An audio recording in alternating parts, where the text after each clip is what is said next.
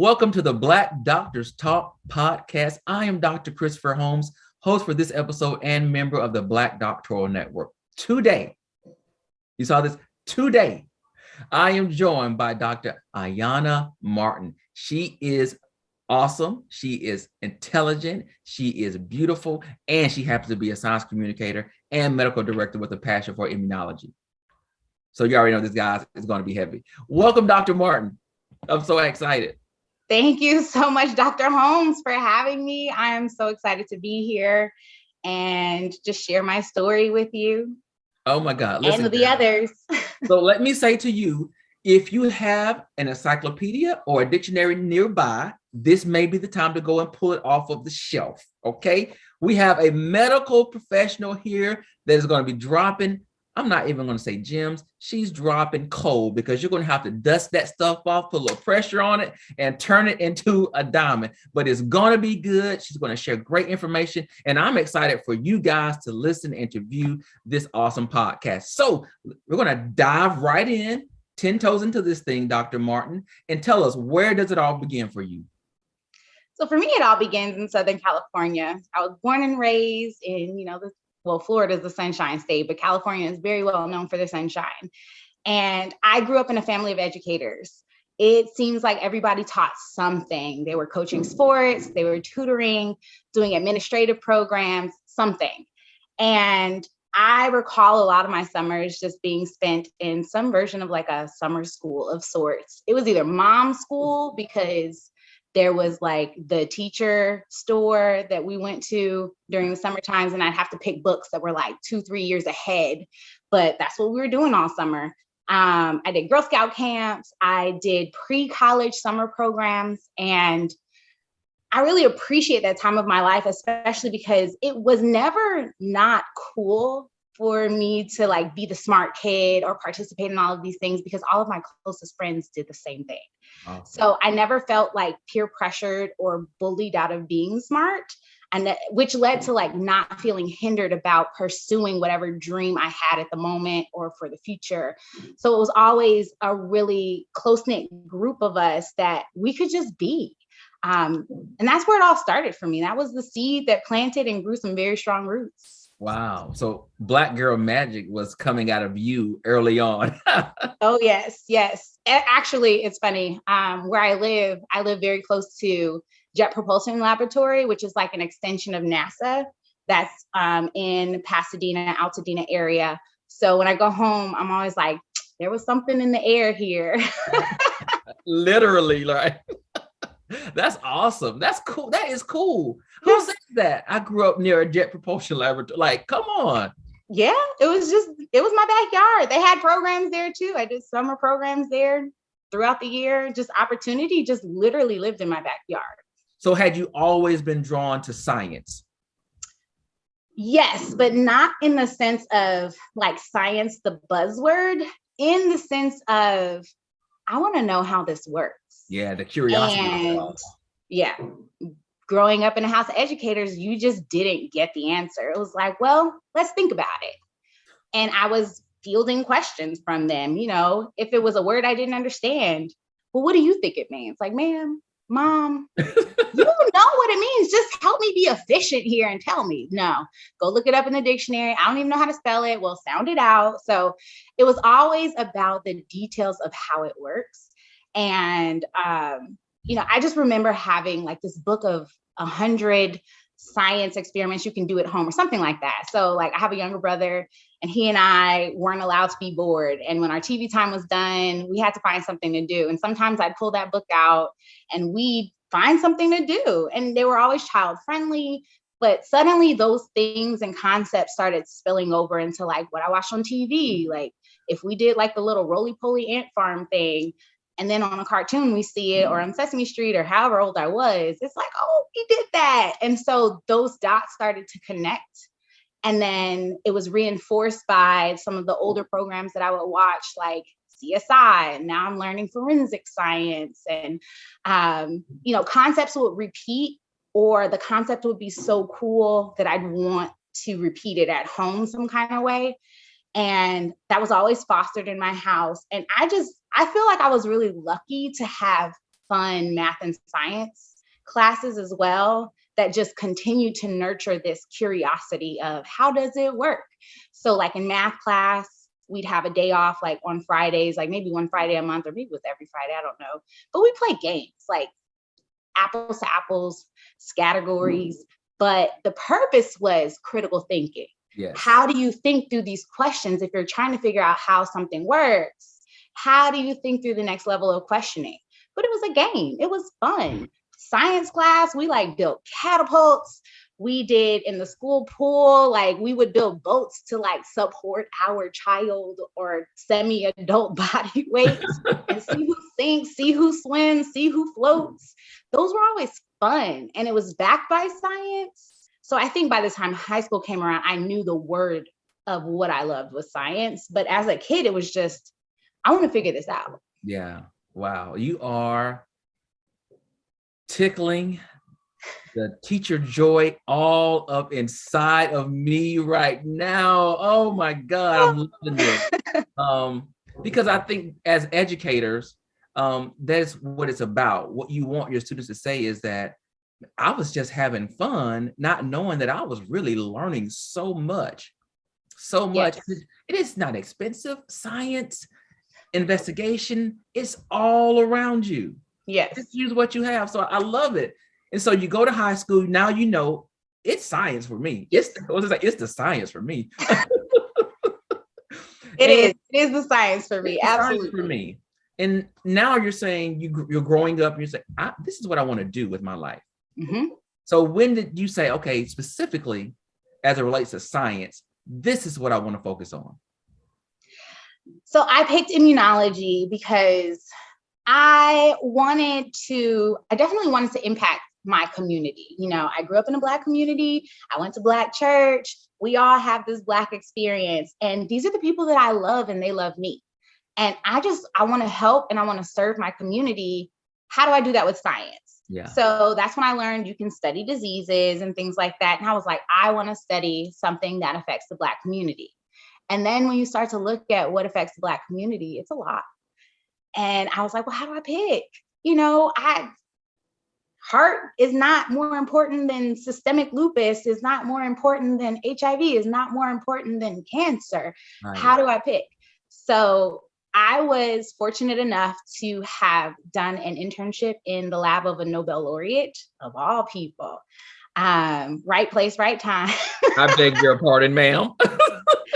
I did. And this is a Nobel laureate who's like, I remember after I was in his lab, all of a sudden I see his name in all my textbooks and he's an author on chapters and stuff. Like, this man was amazing. Not only was he amazing scientifically, he was an amazing human being. Wow. But I got to be in his lab and it was an immunology lab. And that was really where I learned that immunology is the foundation of all disease. If I could learn how the immune system was supposed to work, then maybe I could participate in the conversation of, well, I think this is how it broke down, and I think this is how we can fix it. So that was when immunology became the goal. Wow. I mean, I'm still shook from this working in a Nobel laureate's lab. I was shook. And you had no clue initially. You just, I'm just going to this guy's lab. I'm going to help out. Sophomore in college. All I wanted to do was go back home, summer internship. I'm going to pick to go in California. And it just right place, right time. Wow. Okay. Let me get myself together. Because that's amazing. Let me just say that. Talk to me a little bit about science communication. What is it and why is it so important to you? And since you said it, why is it so important to the community? Yeah. So scientific communication is a career of basically taking the data that has been done in the lab that we all think of, the white coat, the goggles, the test tubes and pipettes, taking that and packaging it into words, into meaning, into interpretations, and how does this impact you? How does it impact me? So I'm the middle of that because what's happening in the lab, I get it. I did it. Mm-hmm. How that gets to the community, I can't take that and talk to my mom. Right. She's like, what? You touched the mouse? So I had to figure, in scientific communication, you have to figure out how to talk about what has been done, why it's important, what is the impact, what's the future impact of it, and do it in a way that people care. Yeah. Because if they don't understand it, they're not going to care. And maybe they want to care, but they're going to stop listening because you're talking above their heads. And then in the field that I work in now, where I'm communicating with doctors, you don't want to talk too low and insult them either. Right. So there's a middle ground for everybody. And I wanted to do that because I love science so much. I want everybody to love science so much. And there's so much information out there in the age of the internet, and not all of it is good. Not all of it is complete. Absolutely. So it gets misinterpreted, it gets misunderstood, or maybe, it meant one thing at one time because we only knew so much about it. And that has changed, and change is okay. But now that we have new information, there's this resistance to it. And now I get to explain that transformation of the information. So I want everybody to be able to understand it because, reading Rainbow, the more you know, the better you can advocate for yourself. Yeah. Having good care is important for any stage of health to non-health. It's very important for you to be able to speak up on your own behalf, or at least be able to speak up and say, I don't understand. And to facilitate that, I think scientific communication for me was the way, because I get to empower anybody that comes to me, because I'm just that confident that I can get you to love science enough to listen to me. So I get to impact doctors when they get confused about, I thought this drug was supposed to do this, or, I really believe this drug can work in a different type of population. What do you think about it? And we can have that conversation. So now the doctor feels empowered with more information, because he or she doesn't have the time to go down the Google rabbit hole or the journal rabbit hole. Working with patients or advocacy groups, they don't have the time or even the understanding sometimes to go down that rabbit hole either. We all have our lives. We all have our lanes. We all have our things that we love. And so for me, let me do that. I'm happy to do that. Take that information and tell you, and ask me all the questions that you want, because that's how I know it's important to you. So ask me all the questions and let me help translate it for you so that you can feel empowered to take control of that doctor's room or the doctor's visit, or, grandma, grandpa, if you're taking care of them, aging parent, maybe you had a child with a genetic defect that you weren't ready for. Like, I want everybody to be empowered in all of those spaces. Yeah. I'm sitting here listening to you, and what you're saying is so powerful. But it then saddens me, because I do know there have been times, and still in certain instances, in terms of when I fight for equity as well, right? And so when we think about equity, a lot of that is access to information. Yes. And in our community, many times we are misinformed or ill-informed about things that pertain to us. Yes. Where I want to go with this, let's talk about COVID. So many people that look like you and I have an idea about vaccination that is so misinformed.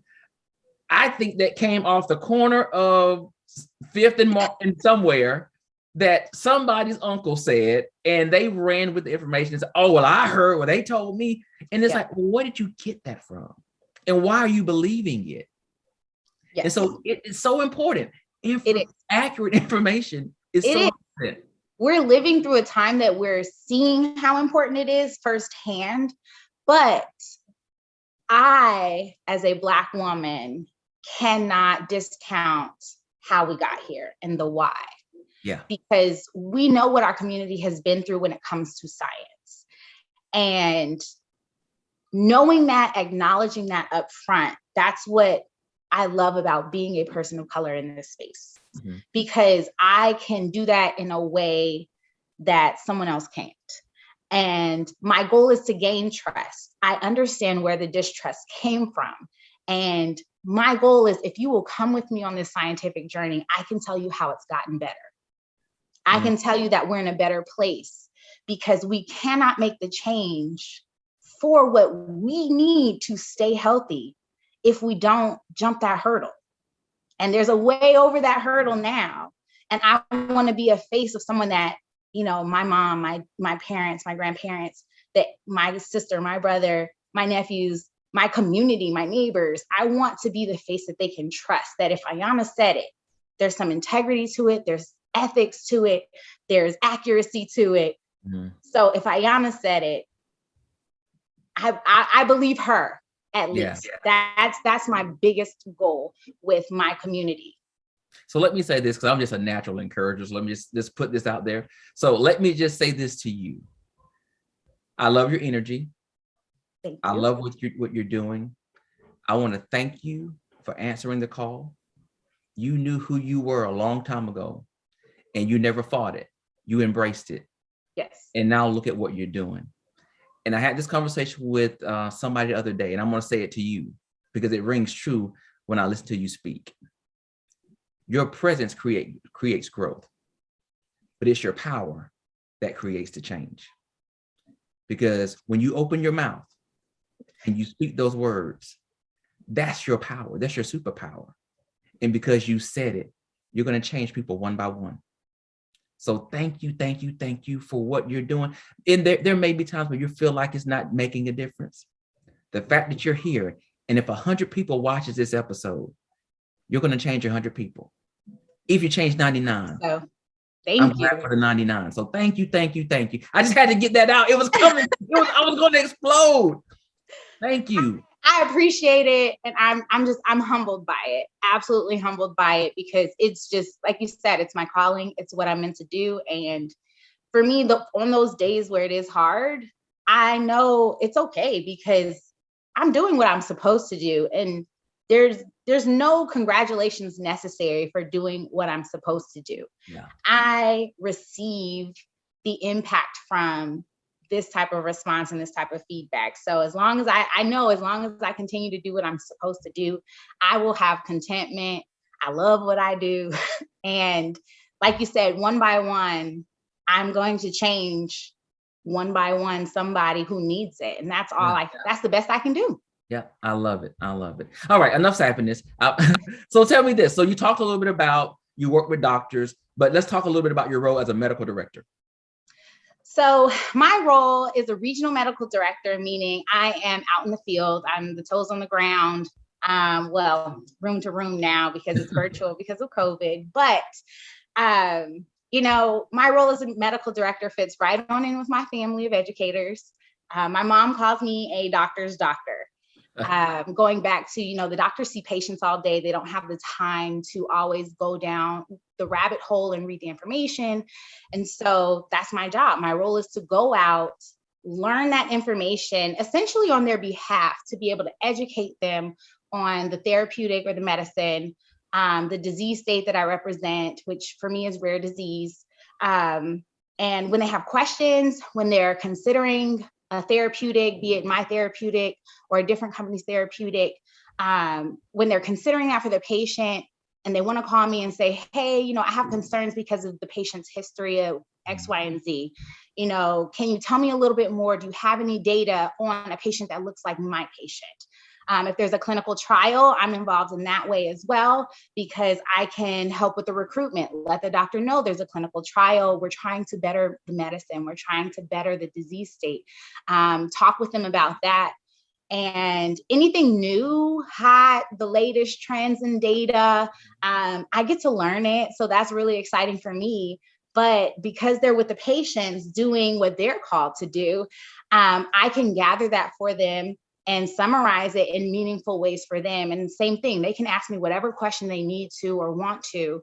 And I really just try to give them good, accurate, you know, data with integrity and good ethics. Yeah, first of all, let's just say this. I'm a former biochem major in college. I taught biology and chemistry, all that in high school for about 8 years.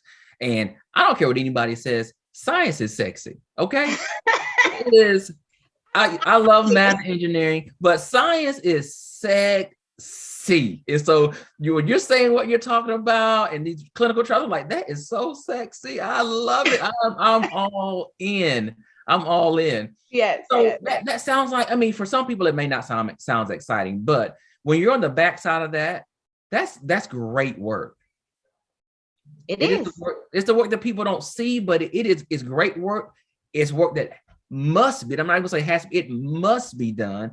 And then having somebody like you're ensuring that you're making space to have a seat at the table, that you're making sure that people like us are included in those conversations. Yes. Come on, guys. If you're not clapping right now, you should clap now for this young woman. Put a clap in the chat because she's doing it. She's doing it. And so since I brought up the idea of people that look like us, so let's talk a little bit about diversity and representation in these STEM/STEAM fields. What are your thoughts on that? How are we fighting to change that? Because it's not there all the time. Yeah. So for the career side of things, well, I can start with the non-career side of things, just getting the encouragement for STEAM and STEM. And like I mentioned before, I essentially was tricked into science. So I think there's a lot of resources out there to get involved, but it's labeled as science. Yeah. And I think there are more creative ways of going about it, which I have my own ideas about. And, one day in the future, I would love to create like my own nonprofit or some type of organization that, tricks you into loving math and science, the STEAM careers, because we can include arts as well. Absolutely. Because the creativity is needed. Yes. But for the non-career side of things, science also, I think, what gets glazed over in the science label is the life aspect of it. We have the stereotype of what a scientist looks like or is supposed to look like. And people don't understand, like, I got to travel. I, get paid well because I'm an expert. I get to, go to conferences and, do the fine dining experiences. And I know that's like superficial and materialistic, but to be honest about the world we live in, it fits right along. Like I can still fit into that world because of science. Science gave me that. It paid for a lot of education. I had, getting a PhD in STEM, unfortunately not STEAM yet, but getting a PhD in STEM pays you to go to school. Yes. There are grants for you to get your education. And I, because of my passion and my grades, I did get a full ride to an HBCU. So science provided all of that, but no one talks about that part. Yeah. No one is, I shouldn't say no one, but it's not as transparent as it should be because, sometimes people feel like, don't talk about money. Right. Or don't talk about the goodies because it gets labeled a certain way. Mm-hmm. But to, be real about it, that is how I got what I have. And, looking at it from that lens of being a child and wanting better. Right. Better came from science for me. But for the career side of things, for me, the gap in diversity is at the middle management level. And this is all just based on my personal short experience in my career because I got my PhD in 2017. So I'm not too far out. But I have just noticed that the trend seems to be when it comes to diversity and recruitment, and I'm not saying any of these things are wrong. Headhunting happens at the top for, the executive levels. And I think that's great because diversity at any level is great. And then headhunting happens at the bottom with the entry level where we want to increase the talent pool. We want the new fresh perspectives and the new ideas. And that is absolutely wonderful too, because I have seen the trickle up and the trickle down of those changes. But I wish we could get back to the growth model of entry level promotions, managerial opportunities, leadership roles, then the executive roles. That development chain is different for a person of color, a woman of color. It's different. It just is different. I can't change that. It's not good. It's not bad. It just is. Yeah. That's what my mom always used to tell me. But there are ways to navigate that. And in order to navigate that, I just wish from both ends, I wish there were things that our community could unlearn to make better pivots for these opportunities. And I also wish that companies themselves could be more sensitive towards things, because those are kind of like the two steps that I see need to happen simultaneously, which is the challenge. Yeah. And on both sides of that, I just, in my experience, I sense hesitation, which from both perspectives, I can understand. You know, I try that critical thinking. You got to look at the positives and the negatives. You got to look at from those different lenses. So I sense the hesitation and the resistance that happens. But where I am now, I see and feel differently. I feel like things might go a different way for me now in the positive, because I've just learned of so many resources that are out there for the Black community, the community of color. I've seen it inside my company as well as outside of my company that can help me navigate that. So I don't have the answer. I only see where the problem lives, but I see the opportunities. And where I am now, I'm just trying to place them to get an ideal result. Yeah. So I'm still learning it and I don't have the answer, but I definitely volunteer as tribute to help figure it out, and, you know, one day scale it up. And the thing you leave us with, nothing groups. else. You leave us with hope, though, because what you said is, I see the opportunity. Yes. And sometimes that's all we need, right? Just give me a glimmer of hope that things may get better. I just think science is one of those things that has always been predominantly white male driven, empowered.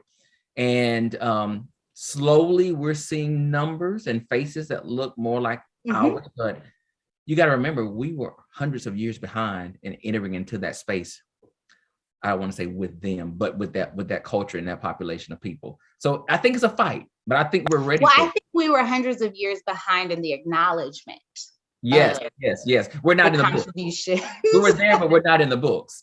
Right. Yes. But it could be changed. I mean, my experience was I had an old white male PhD advisor, but I saw opportunity. I asked for the opportunity. Yes. And even if the answer was, you know, I don't know much about that, I got the support.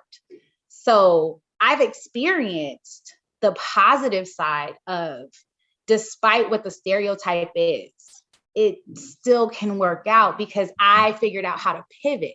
I figured out how to ask for the opportunity, how to not shrink myself. I figured out, you know, sometimes it's just not language in the sense of English, but sometimes it's just, you're from one world and I'm from another. So the way that we say things is misinterpreted on the receiving end. So I learned how to adjust what the ask was to get the better response. And that's, you know, that's kind of what I mean about unlearning things so I can make better pivots, because I too was resistant, but I learned a new way and I tried it. And so far it's mostly worked out. Yeah. And I think what you're saying too is we've got to remove this idea of the negative assumption that the answer is no. You never Even know. if it is no, I'm gonna let you tell me. Right. It's gonna have to come out of your mouth, because if not, Check that off the list and move on to the next opportunity I see.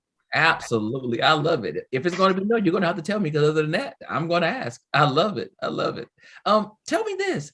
I know you've encountered so many great people just in your journey. Who has had the biggest impact on you in your life?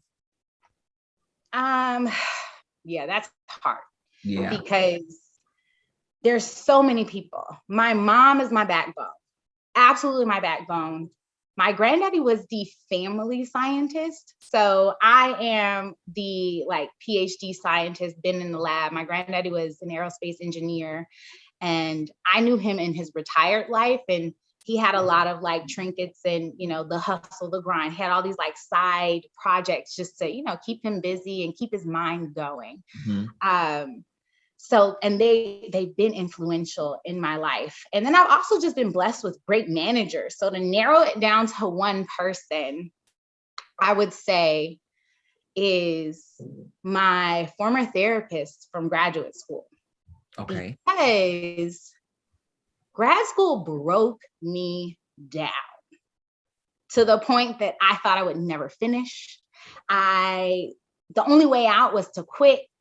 And at the time, I had so closely tied my identity to my success that quitting was the end of me. My value and my worth to the world was only my success at that time. And quitting was the end of me, which is, the end of is the end of everything that I had lived for at that point. And it broke me so far down. But my therapist was and is amazing. Again, finding good care, right? My therapist was able to just gently and lovingly and caringly and patiently willing to put me back together in a way that I wasn't being told what to do. I wasn't being told I had to change. Yeah. I wasn't being told I had to do certain things. And I was resistant at first because, we know what the Black stereotype or the Black community stereotype is for getting help, because I was believing I'm not tough enough to get through it. So something is wrong with me. Yeah. I'm weak. I just got to get strong some kind of way. How do I get strong? And at that point in my career and my life, my mom always had the answers. And my mom has a master's degree. So I was like, she got me. Yeah. And I reached a point where she didn't have any more answers for me. And I had never experienced an I don't know from my mom. So I was broken. Wow. And, working with my therapist really built me back up to understand and detangle the idea of my success equates to my value and my worth. So she was able to pick those pieces back up and put me back together in a new way, give me new coping skills, give me new tools. We call it my toolbox. What can I pull out of my toolbox to make the next best decision for myself and just take it slow. So while I have my village, when I was broken and no one in my village at the time could help me and put me back together, she did. So I think that's why she stands out for the person who made a tremendous impact in my life and my career. Yeah. Oh, wow. Wow. Woo. That was a cold you just dropped, people. I told you she was going to do it. Somebody needed to hear that. It took me back to being in my graduate program. It really did, because you get so immersed in the work. Yes. It is your life. You don't go out, you don't hang out. Every moment that you have free is spent reading, writing, revising, just trying to make sure it is what it needs to be, because it is what you want to produce out to the world. But you gave me chills again by saying, my worth is not my work. Yes. My worth is my worth, period, point blank. My work is an extension of my worth. I needed that right now. So the line, and I'll share this, the line that she taught me to say every morning was, let's see if I can remember it because it's just in me now, but she taught me to say every morning, I claim my self-sufficiency, my dignity, and my belonging in this world. Wow. And that was the pin that shifted everything for me. Wow. Where when I first started saying it, I didn't necessarily believe it. It was just, what does she have me saying? But the more I repeated it, the more I found myself in situations that were not the morning time, just headed out. I get uncomfortable in situations. I would cling to one of those key words and say, I claim it right now, because otherwise I'm not going to make it. I'm not going to make it out of this room alive. Yeah. Yeah. Wow. And I don't think I've ever had anybody give me that answer. I've had a lot of different answers, but not that one. But I think kind of where you are, she does seem to be the most critical person in your life to help you sustain what you currently have, sustain and be sane at the same time. Yes.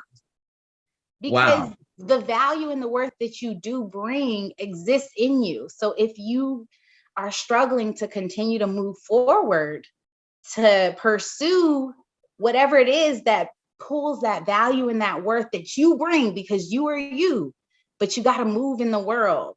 And so she was able to put me back together because I was broken. Yeah. She was able to put me back together so that I could continue to move in the world. And all the other pieces of me were all the other people who were so important. My mom, my granddaddy, my family, my friends, my mentors, my managers who have poured value into me. All of those were the broken pieces that could no longer cohesively exist until I, Ayana, could move again in the world. Yeah. And I would ask you what has been your biggest challenge, but I don't have to ask that question. You just told me there was a point in your life where you couldn't move. Yeah. It doesn't get bigger than that, right? No, it doesn't. It was the PhD. Yeah. That was the biggest challenge, was getting that PhD. Wow. So let's answer this question. Okay. What is your proudest moment? It's still it is still the PhD. But let me tell you why. It's not just overcoming that, to kind of bring it full circle to being a Black woman PhD. It has increased my family legacy because my PhD is from Wake Forest University. And I have vowed to myself that my diploma will only ever be displayed next to my granddaddy's diploma from North Carolina A&T University. Because when he went to school, the fact that school was an option for him, amazing in and of itself. But Winston-Salem is where Wake Forest is. North Carolina A&T is in Greensboro, 30 minutes away from each other. Yes. So that full circle moment of, I'm the first PhD in my family. And again, we're educators, there's master's degrees and everything, but I took it to the next level. I've elevated my family legacy. But to do it in a way that when I called my granddaddy to say, I got into Wake Forest University, what that meant to him was very different than what it meant to me, because I was pursuing my dream. And that's just what it was, because I had opportunities and stuff that he fought for. Mm. And to see that full circle was, it's just, it gave me all the peace that I needed of everything I went through, because that cycle was complete, that in our family, the growth of what it is to be Black in America, what it means to take advantage of opportunities, and, just because that's the goal, right? To continuously build, to do that and accomplish that. He passed away the year before I graduated because of some of the other struggles, but he knew, he was already calling me doctor. He knew it was going to happen.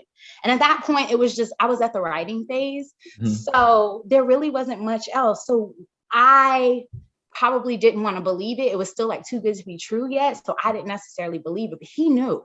So while he didn't get to see me walk in this world, I know he watched from above, but I knew he was proud. Mm-hmm. And that is what makes that moment so proud for me. Yeah. Sorry. No. I embrace that, because that's him. Those are the tears that he shared from you from heaven when you cross that stage. And for me, I am an imagery type person. So for me, your grandfather is the seed. I would say that you're the tree, but you're not, because he's planting the tree. You're just the first limb.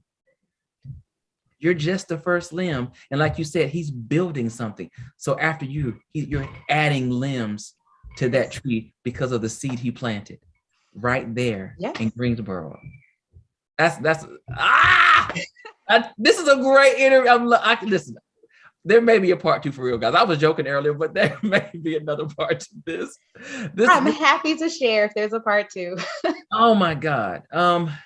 So, you kind of talked about this a little bit, but what's next for you? I feel like that you can go so many places. I think you have so many talents, so many gifts to share. But in the next 5 to 10 years, what would you like to be doing? The next move for me is leadership, because I have done everything that I wanted to do for myself in my career. I got my dream job 18 months after I graduated. And I took a pivot into a very creative career, but it had me right on track. Yeah. And so I've done everything that I wanted to do for myself, and I'm being rewarded by that. So there's nothing else for me outside of being vain and greedy that I can do for myself. And the trajectory that I put myself on, I really feel like I'll always be successful for myself. So now it's time to not just be focused on myself, but, you know, because I've grown me, it's time to grow them. It's Yes. time to grow the community, because I didn't just pave a way to leave it, because every road is not going to be the same, but there Yes. might be some parallels. There might be, you know, you follow it and then pivot. And I want to help others navigate through that so that they don't have to do all of the struggling that I Yeah. did. Yes. And that's where I'm at now, is I'm trying to grow myself. Well, that's probably the last thing of me that I need to do, but grow myself as a leader so that I hold the platform.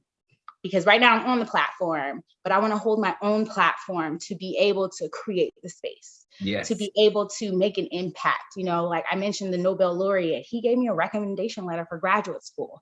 I want to be able to do that for someone else too. So that's what's next for me. And it may come in the form of just growing in my own career. It may come in the form of starting a business to do it. I have ideas, but those are the things that are next for me. Awesome. Well, I'm excited about whatever it is that you decide to do. And I pray that it is going to be mind-blowing and life-changing for everybody that interacts with you, be it physically or virtually, or just happen to hear the words that come out of your mouth. And we are so excited to have people like you be a part of the Black Doctoral Network. You are what makes us so special. So talk a little bit about your affiliation with the Black Doctoral Network, what you're expecting, how you've experienced it, just anything like that, to help everybody who's watching, who's not a member yet, say, you know what, I need to connect with BDN.